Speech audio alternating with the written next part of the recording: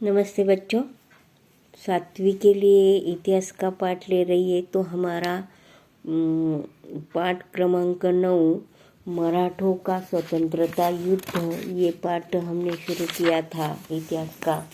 और इस पाठ में संभाजी महाराज का कार्य और सिद्दी के विरुद्ध अभियान, आदिलशाही और कुतुबशाही का अंत, संभाजी महाराज का राज्य प्रशासन, उनको कौन कौन सी भाषा आती थी, ये सब जानकारी मैंने आपको पिछले वीडियो में दे दी।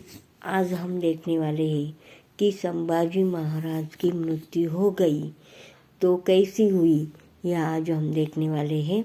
तो औरंगजेब संभाजी महाराज को मात देने को प्रयत्नों की पराकाष्ठा कर रहे थे और उसने मुकर्रब खान को कोल्हापुर प्रांत से नियुक्त किया गया था। मुकर्रब खान को समाचार मिला कि संभाजी महाराज कोकण में संगमेश्वर नाम का स्थान है, वहाँ छुप कर बैठा है। छुपकर उसने छापा मारकर संभाजी महाराज को बंदी बनाया। उन्होंने औरंगजेब को सामने लाया गया और संभाजी महाराज ने उसके सामने अपना आत्मसम्मान नहीं त्यागा। उसके बाद बादशाह के आदेश पर 11 मार्च 1689 को उनकी अति क्रूरतापूर्वक हत्या की गई और मराठों के छत्रपति संभाजी महाराज ने अपने स्वाभिमान की रक्षा करने के हेतु वीरतापूर्वक मृत्यु का सामना किया।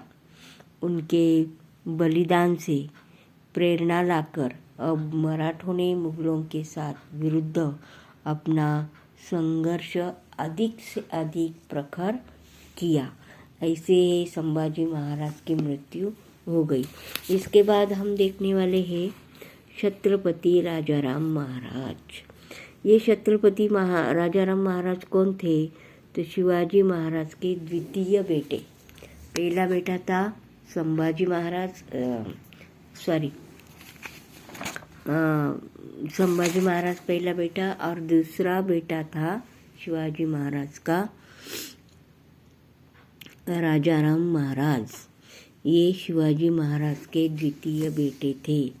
आपको याद में रखना है। उनका जन्म 24 फरवरी 1670 को रायगढ़ में हुआ था और संभाजी महाराज की मृत्यु के पश्चात वे छत्रपति बन गए, क्योंकि उनका बड़ा भाई तो गया था।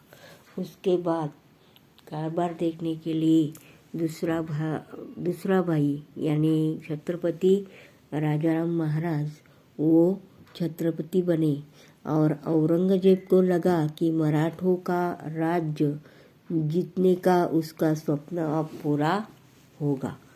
परंतु परिणामतः उसने रायगढ़ को घेरने के लिए जुल्फिकार खान को भेजा था और उस समय राजाराम महाराज और उनकी पत्नी ताराबाई, संभाजी महाराज की पत्नी येसुबाई, ये आपको याद में रखना है। संभाजी महाराज की पत्नी येसुबाई, राजाराम महाराज की पत्नी ताराबाई, ऐसे दो, और उनका बेटा शाहू रायगढ़ में थे। उस समय इन सभी को एक ही स्थान पर रहना असुरक्षित था।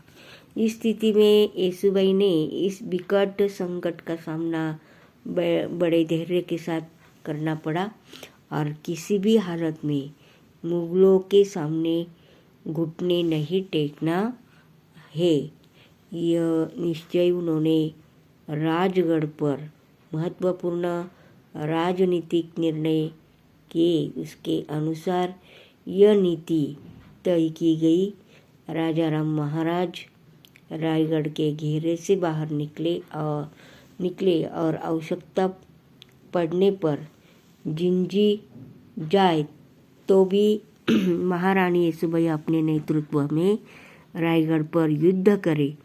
लेकिन येसुबाई ने छत्रपति पद पर अपने बेटे को न बिठाकर राजा राम महाराज को छत्रपति पद देने का निर्णय किया और यह निर्णय स्वराज्य के प्रति उनका प्रेम, स्वार्थ त्याग की पराकाष्ठा का उदाहरण है। उन्होंने अपने और अपने पुत्र के प्राणों की परवाह न करते हुए मराठों को छत्रपति को सुरक्षित रखा। ऐसे ये ताराबाई और येसुबाई इनका कार्य अच्छी तरह से रहा। और आज का पाठ हम यही ख़त्म करते हैं, बाकी का पाठ बाद में देखेंगे। ओके।